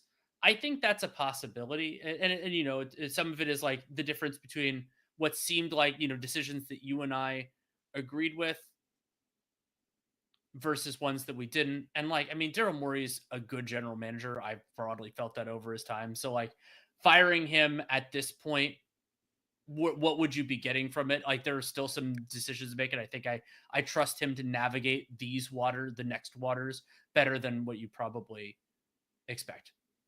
Daryl has never done a full rebuild. He had to rebuild in the aftermath of the Yao and McGrady period, but they didn't really bottom out. Then he made the Harden trade and got Howard with cap space, and that was the genesis of the next team that he built. Now, I don't know that they will have that sort of a trade out there, but you would imagine next season, he's going to try to get things done this offseason. I would still have more faith in him to do that, to try to build a theoretical team around Embiid and Paul George and Maxey than anybody else. He did another nice draft pick with Jared McCain. Also, of course, would you rather have Daryl making this lottery pick or somebody else? Especially if you're Josh Harris and you've seen the revolving door of crap that they've had at GM before Daryl, I would be very wary of moving on from him. I don't know how interested Daryl would be in this rebuild, particularly with the massive albatross of Embiid. If it turns out Embiid comes back and he just can't stay healthy and George is done, and then I think everyone will just be ready to move on at that point. But I don't think it would make sense to fire Daryl. I do think Nick Nurse didn't cover himself in glory this year. I don't think he covered himself in glory last year after Embiid went down. He has done a good job of maximizing Embiid when healthy, but that was a 35-game period last year. So but again, I think they just want to give Nick a shot again. He was good when they had this team healthy. So we'll give it I wouldn't, Nick, I would maybe have thought about. Daryl, I would not have wanted to fire. Milwaukee, Jericho Sims is going to be available for their first round series against the Pacers. So Portis is back. I imagine Sims will be more of a depth piece, although they may need his defense some and his switchability. They're not going to play him a second with Giannis, I wouldn't think. And they do, but to maybe give him a little bit more defense if Portis is getting lit up. But then, of course, they probably need Portis when Giannis is off the floor for his scoring. And then this is interesting. Shams said there's a level of mutual interest between the Rockets and KD. If Houston is eliminated early from the playoffs, they figure become a top trade suitor for Durant. I don't know which way their potential fate cuts or doesn't cut. You might say they go further. Well, then they're even closer, and it makes sense to go for a 36-year-old KD, soon going to be 37, to try to win it right now, right? The only reason you trade for Kevin Durant is because you think he can win the championship next year. Right. But then he also is going to want a new contract. What is he wants to get paid $50 million? The Rockets are going to get expensive pretty quickly here. And then there's also, of course, they have the Suns pick in 25, 27, 29. Well, aren't they more interested maybe in Devin Booker? Well, would they be more interested in Devin Booker on a $75 million per year, 2-year extension that he's going to be eligible for this offseason? That's part of this too, but at least Booker is younger. He'll be around for longer. Are they kind of cowed by him having a bad year? Is that just because he didn't like Mike Budenholzer? Or would they just try to go get Giannis instead? They have enough. They basically, I would say, have the most ammo in the league, unless the Oklahoma City Thunder wanted to put either Chet or Jalen Williams on the table, which I would be very surprised at. The Rockets, if they want young players that also can help you compete right now, they can do that. They've got all these high upside draft picks. I think the Houston Rockets could put together maybe the best package for a star that's ever existed in NBA history. Like the Clippers did that, but we didn't know that Shea was going to become Shea. Obviously, that turned out to be the best package for a star that's ever existed, given how good Shea has become. But in terms of the value at the time, do you want to fire those bullets on KD? And it's really more about KD's salary and his age than necessarily what it would take to get him, because they could go get KD and still have enough room to get another star. But then the opportunity cost is more just the salary slot that KD is taking up on your team. And then you get too expensive. You get another $50 million player in addition to him. Well, it's that and the asset cost to get him. But the other thing about this is the Suns really want Houston in the bidding because they're asset rich and they're one of the only teams that's asset rich that's also like in the right mindset to go after this. And so the Suns need that. And of course, the Suns may have an interest in getting their own picks back. We've seen that before. Yeah. Well, the other thing too, if I'm KD, I would learn from my mistake when I withdrew my trade request and then was willing to go to the Suns. But KD almost was like his ego was mollified by the fact that the trade package was bigger. Whereas what he should be, and of course he had 3 years left on his deal at that point too. But what he should be doing is saying, well, I only have 1 year left on my deal. I'm only going here and make the package the Suns are going to get as shitty as possible. The shittiest package that they would still take is what I'd be rooting for. Because if you're going there, you don't want the team to be denuded. And I think he's even had he said that kind of on Draymond's podcast. I think he acknowledged that maybe he made that mistake. I can briefly answer this question from Chicago Ben. Do you think we'll see more GMs get fired before the end of the season, All-Star game range, so owners have more time to pick GMs before draft season? I've long said that once you decide that a general manager is not the right person for the job, you should fire them immediately, because the more decisions they make after that point, the more problems you can get into. So like, yeah, I mean, I would be firing GMs before the trade deadline pretty often if it were me, because then you can have somebody else in that window and everything else. Yeah, we've said that too. I do think that most of these GMs who have been fired lately have done a little bit better of a job, if only to just protect their future hireability of still being a steward for the organization, even when they know it's ending. Like David Griffin, for example, I thought did a reasonable job of that. He didn't know he was going to be fired, obviously. Even someone like Mitch Kupchak did finally execute ownership's plan, knowing that he was going to be replaced in the offseason with the Hornets. But, we haven't seen necessarily a lot of GMs going like the Troy Weaver save my job moral hazard route, Rob Hennigan in the past. Hennigan's, but yeah, I can't think of that many times when, well, actually Griffin, I would say Griffin the first time around when he was about to be fired, the moral hazard of the CJ trade in 22, that was probably, but then he actually did save his job, so it didn't matter. But he should have said, like that time, I thought that was probably the biggest instance of where they should have just fired him before the trade deadline or let him know that he was safe. Also, like, just lie to the guy and tell. If I were the owner, I would never give a GM the slightest inkling that he might be fired until the day I pull the trigger. Because it's one of those things where it's not like, oh, hey, working harder is going to solve it. Right? Yeah. Like, you have the same goal. He knows what the goal is, saying, well, okay, you're going to be fired if you don't accomplish the goal. Like, in theory, it should have been, he can change his strategy to be more short term. That's not what you want him to do. It's sort of an extreme, like a different version of the, like, oh, the Kings playing the My Little Pony song before the start of the game. That got the Mavs really ramped up. It's like, they were already trying to win a playoff game, like, or play-in game. Like, they're plenty motivated beforehand.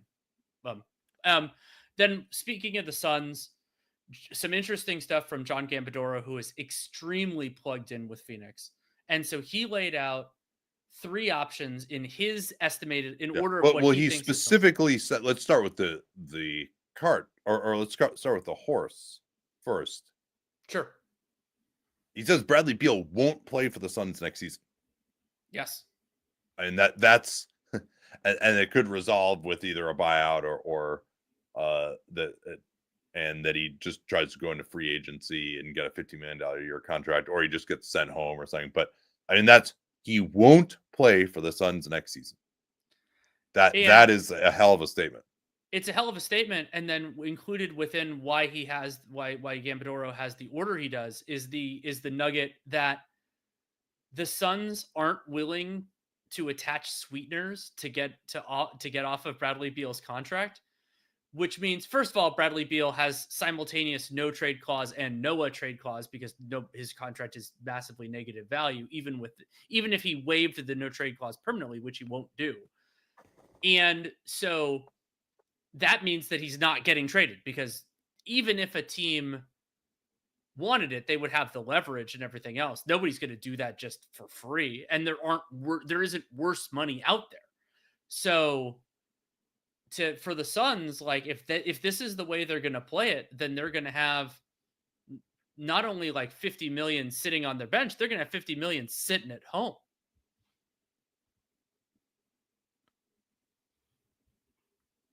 I think if there were somewhere that he would waive his no trade clause to go to once, but remember that the acquiring team will still be subject to the no trade clause.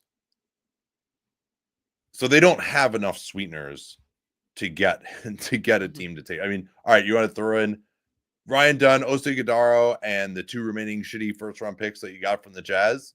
Yeah, sure, we'll take the last 2 years on Bradley Beal's contract. We don't care whether he has a no trade or not. Yeah, Washington Wizards, sure, let's have him come back. He can throw up some more shots. The Wizards, by the way, we'll get into this more in their offseason outlook. Their protected pick situation for the next 2 years is actually rather interesting from the pick from the Westbrook deal. So they actually can't hit the gas, even if they wanted to, it would seem like. In any event, though, yeah, I think it's more just that there's no way to trade him. I'm sure they've looked at this already. Maybe something could reemerge there, but like it's just not worth it to give up the assets to move him. So probably, I mean, do they just wipe 15 million a year off the books, drop it down to like 35 million a year, and then stretch him over 5 years, 70 million over 5 years? So what's that? That's 14 million on your books for the next 5 years. That's what they'd be looking at if they went that route. And the Nets did that with Darren Williams. Of course, that was to get out of the luxury tax, and they knew that they weren't trying to win the next 3 years, and they were completely resetting things. The Suns still have Devin Booker. But it'd be very interesting to see like what kind of savings would lead them to just waive him, or just, but again, like you can't trade him without his consent even still. So maybe you could get him to agree to the trade because the new team would have a buyout and he could actually play. Like that's the thing I think they're going to try to do, is just put him completely on ice, and he's going to want to play, so he'll agree to something or agree to go somewhere and be waived, whatever. But yeah, so a little bit of an issue. Victor Wembanyama spoke to in San Antonio with their post-season presser and said basically he's not sure if he's able to make it to Eurobasket. I think he had that surgery as well in the thoracic outlet area to try to alleviate the condition that led to the clotting. So it's just a question of it's kind of right along the timeline there of when he could, in theory, come back. So it doesn't surprise me that he doesn't. It seems like he really does want to play, and particularly with all the time off, it probably would be good for him. AJ Mitchell is going to come back for the Thunder. He's been out for so long, it seems unlikely that he would figure.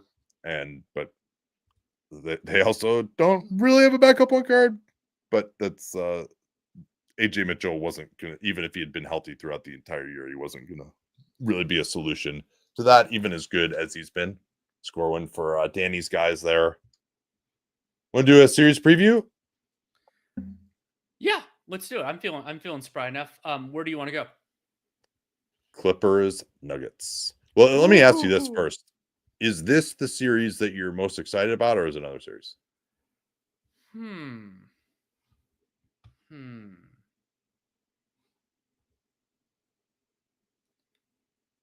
I'm pretty excited for Lakers Wolves as well.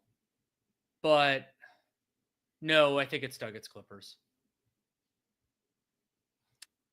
There's a lot of star power in this series. And I gave a preliminary pick when I talked with John earlier today, but I'm also willing to possibly change it. Where do you want to start on this one? I think let's start with when the Clippers have the ball, because we've spent so much time talking about Denver's offense a lot over the years, and I'm very intrigued by how the Nuggets want to defend Kawhi Leonard and how successful or unsuccessful that would be. Because Kawhi Leonard is the least perturbed, maybe it's him and Jokic are the least like perturbed or perturbable players in the NBA.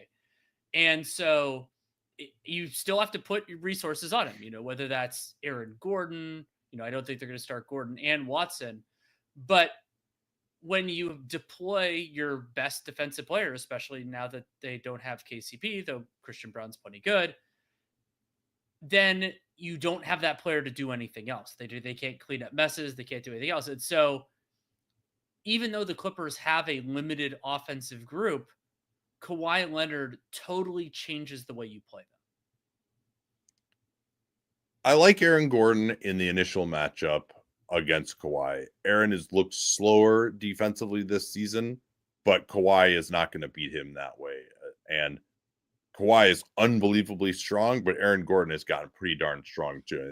Zach Lowe pointed this out, that the reason that the Denver Nuggets acquired Aaron Gordon way back in 2021 was to go up against the Clippers, because remember, they lost Jeremy Grant, who had guarded him when they beat the Clippers in that upset in the bubble, and they didn't have a replacement for him, and then they went and got Aaron Gordon in a trade that was a great trade for them. So I think that's okay as far as the initial matchup. And that's your first problem against Kawhi, is just having someone who can deal with him physically that isn't going to get overwhelmed. And now, my response to that would be, well, let's go more pick and roll with Kawhi. Well, that's not amazing. Maybe it looks better when Harden is off the floor, or they bring in Bogdanović on the second unit. But Harden is shot a little better as a spot-up guy, but he still is not great there. And you're probably going to have Chris Dunn on the floor, at least some, although I don't think this will be as much of a Dunn game and series as that Warriors one was, because I don't know that I think they'll try him for sure, getting over screens on Murray. Like, that'll be a fascinating thing. But when Dunn's on the floor, he's someone that you can help off of. He had a great game against the Warriors. I don't think that's going to be the case consistently against the Nuggets. I think he'll be kept played off the floor some. And so, yeah, I think Kawhi pick and roll with Jokic in a drop coverage, you lay the wood on the screen with Zubac, and Kawhi gets to a mid-ranger, and Denver would have to deal with that by bringing Jokic further up. That could possibly release Zubac going to the basket. But some of these Clippers units don't have a ton of spacing, and maybe Denver can rotate out of that some behind the play, although you do have Christian Braun, Michael Porter Jr., and Jamal Murray on the back line. If you have Gordon and Jokic both involved at the point of attack, even though you don't have great shooting, you can still probably attack that pretty well. Your other option, of course, would be to just screen with whoever Michael Porter Jr. is guarding, or whoever Jamal Murray is guarding. I imagine Christian Braun will be on Harden. And so you can go that route as well, try to get the match. I think Porter Jr. could be okay against Kawhi. I want to see what that would look like, because he is bigger. His big problem, again, is being too slow. The Clippers don't really have him when he's going to blow by him. So I would be willing to try that at first if I were Denver and see if he could slightly handle Kawhi. I think it probably wouldn't necessarily go well. Peyton Watson, I would be worried about being too thin. I think Kawhi could kind of go right through him and get to his spot pretty well. I don't know if I love that matchup, but that's of course, so much of guarding a great isolation scorer like Kawhi is just who's going to be on him initially, and then can they get that guy off of him? But the initial guy needs to be able to handle him first. Gordon is probably the only guy I truly trust there. And then the other ripple of if Aaron Gordon ends up in that assignment is that James Harden is at his best when a team has very weak rim protection, when he can get downhill and isn't going to get stopped as much. I'm very interested in how Harden's downhill stuff works against the Nuggets, particularly if their supplemental rim protectors are occupied with Kawhi Leonard. And so I think, like Christian Brown, I think would especially once he gets used to some of Harden's stuff, which I think he will. I think we'll do a decent job in the base alignments, but there will be some opportunities there. And Harden is a flawed player, but I think that he may have some opportunities because of the Nuggets' core weakness basically takes away one of his biggest flaws. Yeah, it's a good point there, and they also aren't going to be amazing putting him in ball screen action on the other end either, and tiring him out. And again, Harden will have pigeons to go after, and that'll be a huge question. What can Porter Jr. or Jamal Murray guard Harden well enough in isolation where they don't have to double team? If they have to just double team on the perimeter, because Ty Lue is going to go after the pigeons. I love that term, by the way. That's one of the I'm going to be using that all the time. Like that. That's what Ja called called Kello Ware. Actually, I thought defended him pretty well in that play. Like Ja, like you barely rimmed in the shot. Like I don't know if you get to call him a pigeon, but he's like, yeah, I got a pigeon on me. I just went for it when he hit that game winner, and then had an interview afterwards. But like Ty Lue will probably do that more than basically any other coach, and he has the talent to do that with Kawhi, and Harden obviously will do that more than just about any other player. And again, are the Nuggets going to have to double team at the point of attack on Harden? And also like him running pick and roll, like James Harden is like, actually, this will be a hilarious matchup of James Harden, one of the best pocket passers of all time, versus Nikola Jokic, one of the best, maybe the best kickball artist of all time. And also a guy who could theoretically throw great pocket passes. He just hasn't had to do it that much. It's a different kind of pass. Yeah. So like so much of it is just going to be about keeping Harden on the right side of the floor, not letting him get to his left hand as he comes off the pick and roll, because that's when he throws his best passes. He doesn't throw great passes from the right side of the floor nearly as much because he doesn't throw passes with his right hand. And of course, like who's going to be the shooter on the backside for the Clippers as well? Like Derek Jones Jr. will be another guy who'll be interesting in this series to see whether he can make shots. I certainly would be trying to force that as the Denver Nuggets. But I think Denver's defense, do the Clippers have enough bad players offensively that you can help off of that Denver can get by with and not just get totally cooked? Then we haven't even talked about Norm Powell too, because it's a lesser version of what the Lakers do to teams, because now Norm Powell is being guarded by your third best perimeter defender, the same way as happens to Austin Reeves. And that's going to be either Jamal Murray, probably Jamal Murray, or it's going to be Michael Porter Jr. And like Norm Powell coming off of those wide pin downs out of the left corner, turning the corner or shooting a three or getting out in transition some. Like he hasn't been as good since coming back from the hamstring. Kawhi, of course, has been ramping up, so he just hasn't had as many opportunities. But Norm Powell could absolutely swing some games in this series with his scoring ability. And they're just, again, like once Norm Powell like turns the corner and gets downhill, there's probably not going to be anyone on Denver there to stop him. I don't know if they would even consider like the Zubats post-ups at all. If Denver starts switching stuff, maybe they would. Jokic is a great defensive rebounder, so he can hopefully neutralize Zubats there. And Jokic is also probably big enough in the post, good enough hands. Zubats only has one move. I don't think that'll be a big advantage necessarily. But what's just your general conception of LA's ability to score on Denver? I think it's going to be inconsistent, but that there will be times that it looks pretty dang good, and then there'll be times where it's like fine. And I'm also worried about the Clippers bench units. I mean, they can play their best players on the floor pretty much all the time. I mean, going back to that game against the Warriors, it was an overtime game, but Kawhi played 47. Harden played 48, Norm Powell played 44. I'm not saying they're going to do that every game of a potentially 7-game series, but Bogdanovich has been better. He's at least made more shots for the Clippers than he did for the Hawks when he basically missed everything imaginable. but it will be, I think there will be some lulls in there that will create some problems. But it's not like the Nuggets are, the Nuggets will have their own lulls when the non-Jokic minutes. The other thing that I think, just while we're talking about kind of the Clippers and the Nuggets dynamics, that is interesting here is James Harden and Russell Westbrook on opposite teams, and Yeah. those guys, of course, know each other exceedingly well, multiple time former teammates. And will there be anything that comes into play there? Like, can the I mean, Clippers? Westbrook is going to be guarding Harden a lot, I think, in this series because I don't know. I don't think Jalen Pickett can do that job.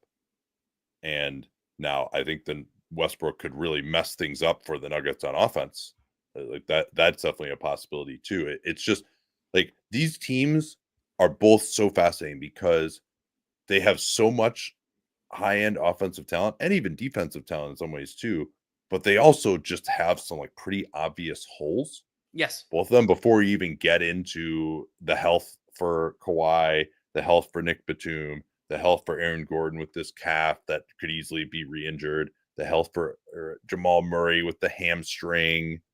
Right, I thought he looked really good actually physically in that Rockets game that we did for the strategy stream. The Rockets were playing at 85% speed in that game, but I thought Murray looked explosive, active as a cutter. He didn't make a ton of shots, but he was just making things happen and being aggressive, which I thought was good. And so I think ultimately, as the Nuggets, my strategy would be to actually keep Jokic in more of a drop. And if you need to pull in a little bit more from the sides, like they did in that Utah series all those years Mhm. ago, where there are guys that you're going to be able to help off on the wing when Harden has the ball. Now, if it's Kawhi and Powell, probably not, right? But there's going to be a Dunn out there. There's going to be a Derek Jones Jr. out there. I don't think there are going to be that many Clippers lineups that don't have one of those two guys out there.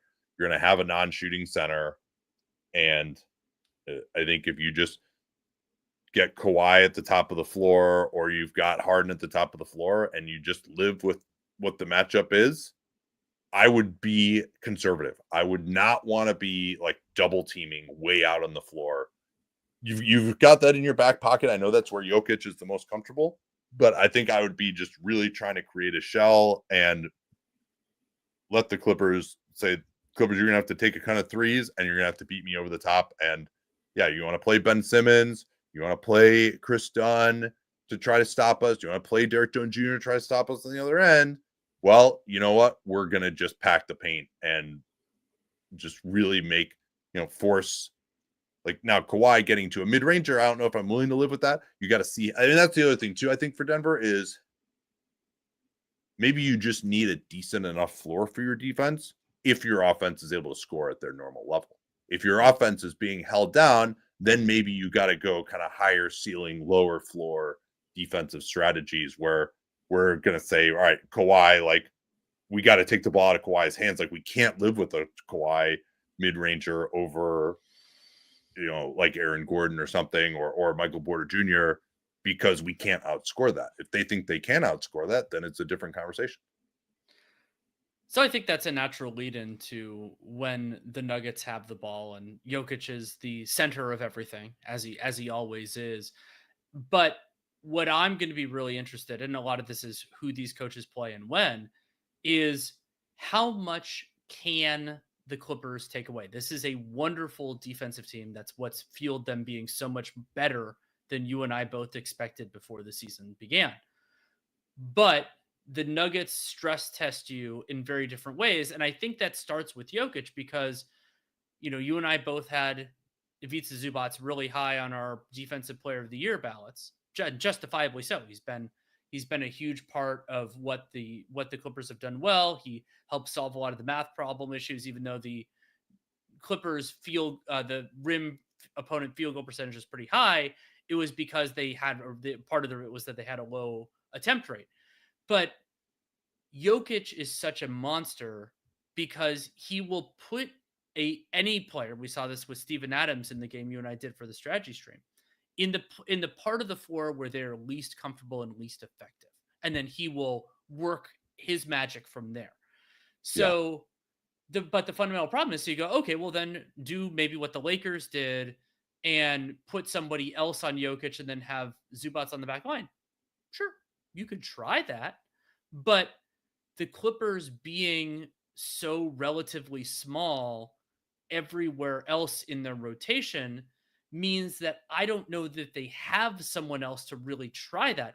The most crazy idea of that would actually be Kawhi, but I don't think that makes sense for Kawhi physically or just for the logistics of the Clippers defense. Yeah, I think that'll be tried at some point. And you would put Kawhi on Nikola Jokic, and they tried that in that series back in 2020. I think they put PG, or I can't remember who it might have been, on Murray, and then they put Kawhi on Jokic, and they tried to have Zubac on the back line. Now in that series, they didn't have Aaron Gordon, and it was Jeremy Grant maybe at times. Grant made enough threes in that series, but and of course they just completely ran out of gas in the end too. In all those games, I think they were up 15 in all 3 of the games in the 3-1 comeback by the Nuggets, Sounds right. if memory serves. And so I think I don't think I would start that way. You mentioned though Zubac. Are you Jokic's pick and pop game, especially out to 3, especially if he's willing to be aggressive with that. Like, that's not the number one thing that he wants to do, but we saw in that Rockets game that he can do that, and Zubac is probably not necessarily going to be able to get out there. Now, are you willing to live with Jokic taking 10 threes? Like, that's probably right. I think for the Clippers too, you run into this question of how well is your offense going, and whether you want to go with a high ceiling or a high floor defensive strategy. Like, the high floor defensive strategy is probably, you know what? Like, we're going to put Chris Dunn on Jamal Murray, and Jamal Murray's, we think Chris Dunn is going to bother Jamal Murray and not let him get to his spots, and he can get over a screen, or he can compete if he does go over the screen, and Zoo's going to kind of stick to Jokic as much as he can, particularly if Jokic gets inside the free throw line. If Jokic wants to stay outside the free throw line, then Zoo will help a little bit on the pick and roll, and then Jokic, you want to take a mid-ranger, you want to take a 3, we'll let you take that. Or we'll try to rotate to Jokic with another guy and go off a non-shooter if Westbrook is on the floor. Obviously, Gordon's 3-point shooting is going to be a massive component of this. Christian Brown's 3-point shooting is going to be a massive component of this. But my thought would be kind of play it straight up, especially because Chris Dunn is just so good at getting over screens. He might be the second best guy after Amen, maybe, in the whole league. He might even be better than him. And, obviously you got to see if Chris Dunn can stay on the floor on the offensive end. That's the other problem. But he did that against Golden State. I think he'll struggle to do that a little bit more against Denver. And so you can deal with that. And then maybe if you're having other problems, you can leave some of these non-shooters. And then, of course, you have the possibility of putting Kawhi on Jokic. You can do some switching. Maybe they would even, instead of Chris Dunn, go to Ben Simmons, who isn't as good on the ball as he used to be. But if you're going to have him switch, maybe he can kind of stand up to Jokic a little bit. Then you still got Zubac in the back line, but they have been very loath, obviously, to play Ben Simmons and Zubac together, because Ben Simmons can't even stand in the corner, where at least Chris Dunn could do that, and he'll shoot it if he's wide open. So I don't know if they want to go there, but they do have a lot of options. Even, I would say, like, James Harden guarding Nikola Jokic could be like kind of interesting.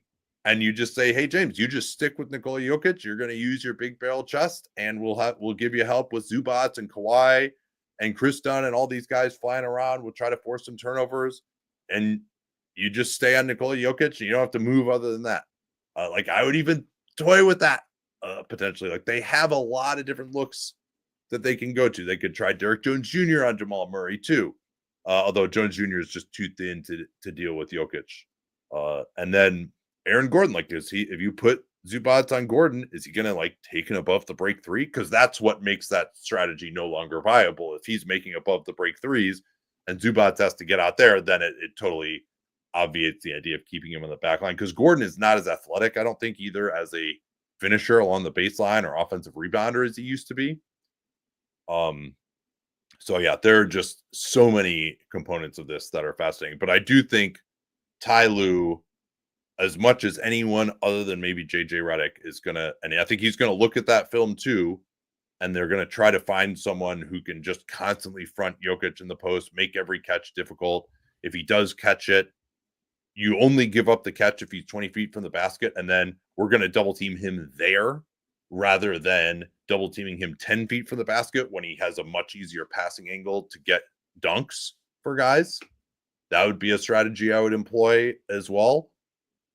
A lot of interesting stuff they could go to. They could try a little bit of zone too. I would even consider going to like a box and one, which the Warriors did for like a couple possessions in 2022. They did it in a couple possessions in the game in San Francisco right before Michael Malone got fired. And, again, put someone on Jokic who's just going to like make it difficult for him to move, difficult to catch the ball. And then you have the zone there behind it if he does actually catch it. And you're fronting, but because it's a zone, there's always someone in there if they try to throw the ball over the top to prevent that. Jokic did attack that pretty well by like running pick and roll as the ball handler. Yeah. And throwing passes, but the Clippers have a lot more size. Like if you have Zubac still standing under the rim, and that's going to be so big to have Zubac under the rim and not give up all these layups. That's the territory, of course, that Denver wants to dominate. So I think Ty Lue is going to be very focused on making the shooters beat them and very focused on Jokic not catching the ball. I picked Denver in 7 in this series. Talking about it more, I'm kind of more leaning Clippers, but do I have to tie you to the mast? Is that what's going on here? Yeah, I don't know if James Harden, though, is going to require me to be tied to the mast. I think that's ultimately what it comes down to. And now I said this on the show with John, that when James Harden has failed in the playoffs, it's been against teams that were really good defensively and were going to wear him down and had a better strategy and could take advantage of his weaknesses. We're talking about Miami, Boston, Golden State, the Lakers in 2020. Like those are great playoff defenses. San Antonio in that other series too, years ago. Oh yeah, way back in 2017. Yeah. 2017. The Denver Nuggets are not that. I think like James Harden has historically played pretty well against them. But I also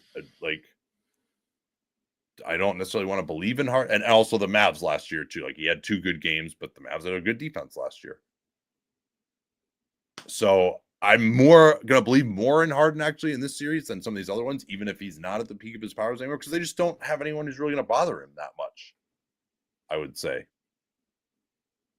Maybe Westbrook could, but he, of course, brings his own offensive challenges, and Westbrook might win the Nuggets a game and lose them 3 in this series. I can start. There are parts of me that want Lucy to hold the football and for me to pick the Clippers and for them to actually win.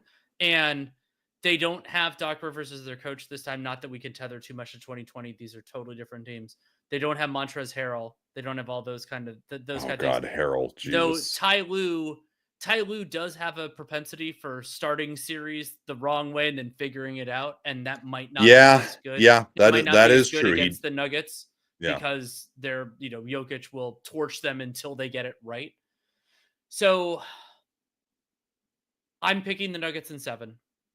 I think that the Clippers could win this in as few as like 5 or 6, but I think the Denver most likely Denver has the best player in the world. I think he'll be the best player on the floor most nights.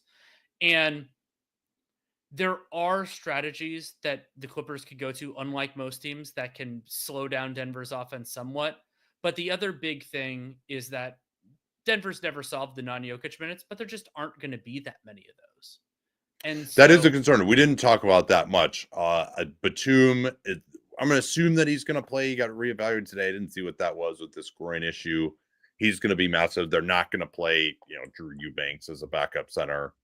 Batum and Simmons will probably be it. Simmons could easily end up getting excised from the rotation potentially. But yeah, I do think it's advantage Clippers in kind of the backup minutes. Zubac is very, very important, though. His foul trouble will be massive to monitor, too.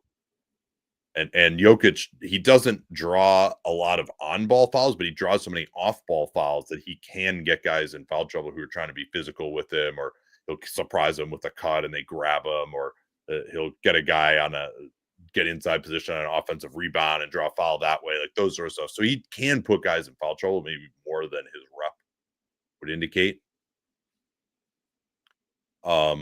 Yeah, I mean, I just can't quite believe in the Clippers. And I also think if they just had, they didn't have to play a non-shooter, 2 non-shooters in most of their lineups, I think I would believe that maybe they would just roll through these guys. And Kawhi's been playing really well. I don't know if this is like an unbelievable matchup for him. Like, because I don't think the Clippers offense is going to kill the Nuggets the way Golden State does, where they really stress them out. Steph is just dribbling around, finishing at the rim, even at 37. Like, the Clippers just don't have the type of quickness that's really going to bother the Nuggets. Like, it's just going to be size on size. And even though these are 2 really good offensive teams, I do think this series is going to feel like a physical grind a lot of the series. So, yeah, this is a 51-49er to me, but I will go with the Denver Nuggets just because, like, there are health issues both ways, but I'm going to believe that James Harden is going to carry a team to a playoff series win, which they kind of need him to do as their second best offensive player. I mean, maybe they could just win it without him being good, but he's such a central figure that I'm just not sure about that. So, whew. Okay, I think we can probably pack it in. We got 3 more series to go here. We'll get to those tomorrow morning, I would guess. But I really wanted to go long on this one. This is going to be so good. I hope. Just let's fucking pray they all stay healthy. Yeah. And this could be one of the best first round series we've ever seen. I think if they just all stay healthy. We've had so many great series, including Clippers and Mavs last year, that just got ruined by injury, or Suns, Clippers in 2023 that got ruined by injuries. I just want to actually find out who's better instead of just being, well, they're injured, the series is over, forget it. All right, then. We'll talk to you all next time. Thanks for joining us. And don't forget to hit that bell on YouTube as well. I'm getting better at this self-promotional stuff.